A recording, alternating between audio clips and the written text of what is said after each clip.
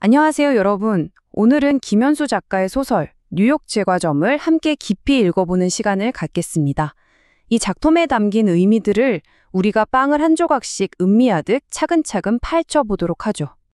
아마 여러분도 어릴 때 자주 가던 문방구나 분식집이 어느 날 갑자기 사라져서 서운했던 경험 한 번쯤은 있을 거예요.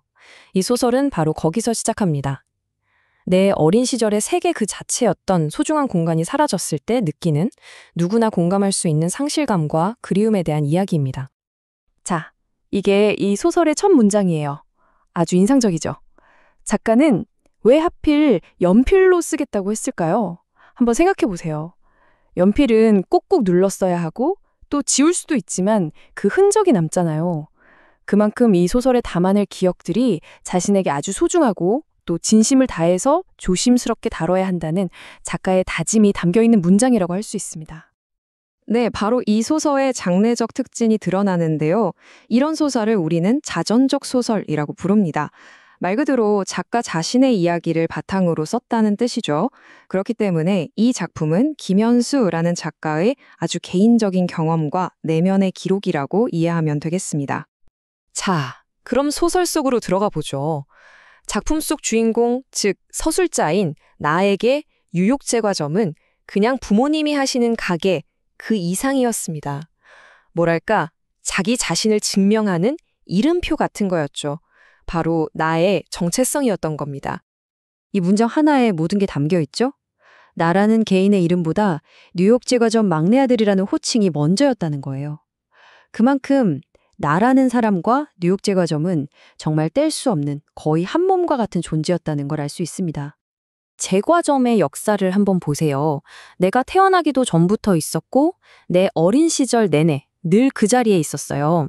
그러니까 나에게 뉴욕 제과점은 그냥 세상의 일부, 영원히 변치 않을 것 같은 그런 존재였던 거죠. 그래서 폐업이라는 사건이 더 큰 충격으로 다가왔을 겁니다. 이 소설은요, 시간 순서대로 사건을 쭉 나열하는 방식이 아니에요. 마치 우리가 오래된 앨범을 펼쳐볼 때처럼 기억에 남는 장면들을 하나씩 꺼내 보여주는 방식으로 이야기가 전개됩니다.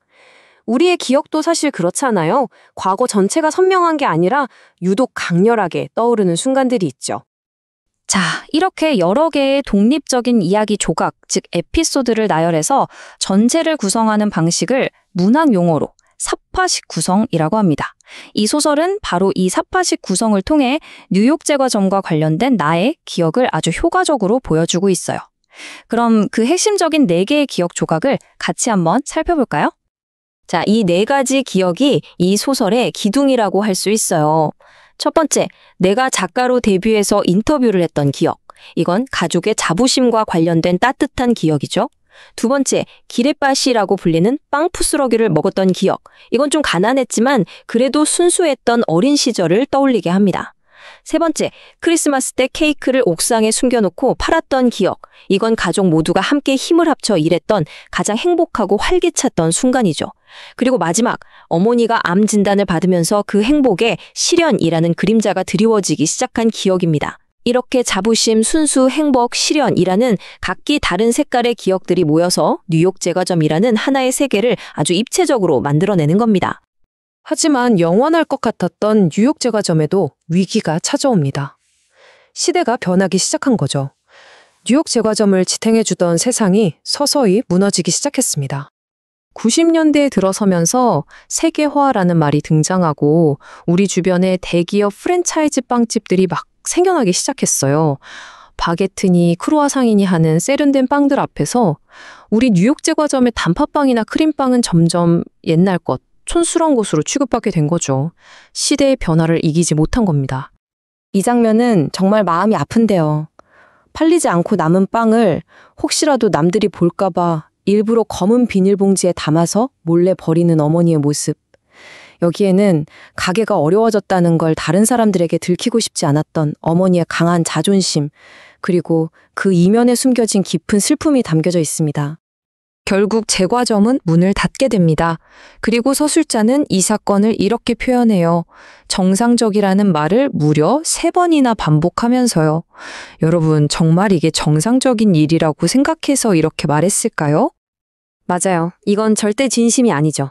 마음속으로는 세상이 무너지는 것처럼 고통스러운데 겉으로는 아무렇지 않은 척, 이건 당연한 일인 척 말하는 거예요.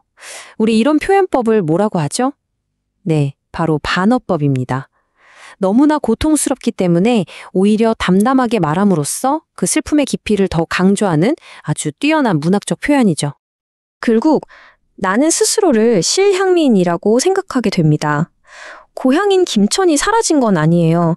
하지만 내 추억이 깃든 내 세상의 중심이었던 뉴욕 제과점이 사라지면서 나는 정신적인 고향을 잃어버린 사람이 되어버린 겁니다.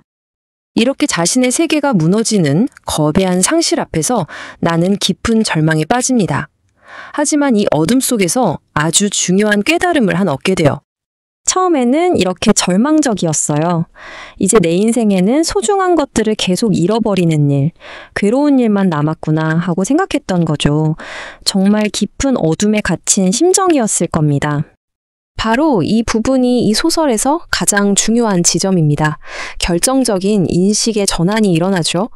건물도 빵도 물리적인 것들은 모두 사라졌지만 그 모든 것과 관련된 소중한 기억들은 사라지지 않고 내 마음속에, 내 안에 온전히 살아있다는 사실을 깨닫게 된 겁니다. 그래서 작가는 그 소중한 기억들을 불빛이라는 상징적인 단어로 표현합니다. 이 불빛은 깜깜한 현실을 살아갈 때 나를 지탱해주고 위로해주는 내면의 힘, 바로 과거의 소중한 기억들을 의미하는 거죠. 이 소설의 핵심적인 상징어라고 할 수 있습니다. 그리고 시간이 흘러 나는 마침내 용기를 내서 국밥집으로 변해버린 옛 제과점 자리에 들어가 봅니다.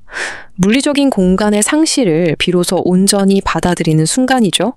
그런데 바로 그곳에서 과거의 기억들이 너무나 생생하게 떠오르면서 눈물을 흘리게 됩니다. 이건 슬픔의 눈물이기도 하지만 내 안의 기억, 내 안의 불빛은 결코 사라지지 않았다는 것을 확인하는 감격의 눈물이기도 한 거죠. 그리고 이 소설은 이 아름다운 문장으로 끝을 맺습니다. 과거의 모든 것이 완벽하게 보존될 필요는 없다는 거예요. 그저 우리를 앞으로 나아가게 할 몇 개의 소중한 기억, 그 작은 불빛들만 있다면 우리는 어떤 어둠 속에서도 살아갈 힘을 얻을 수 있다는 깊은 깨달음을 전해주고 있습니다. 이 소설은 결국 우리 모두에게 진륜을 던지고 있어요. 아무리 시간이 흐르고 모든 것이 변해도 우리의 과거는 사라지는 것이 아니라 내면의 빛이 되어 우리와 함께 살아간다는 것을요. 여러분에게는 어떤 작은 불빛이 있는지 이 소설을 통해 한 번쯤 생각해보는 계기가 되었으면 좋겠습니다.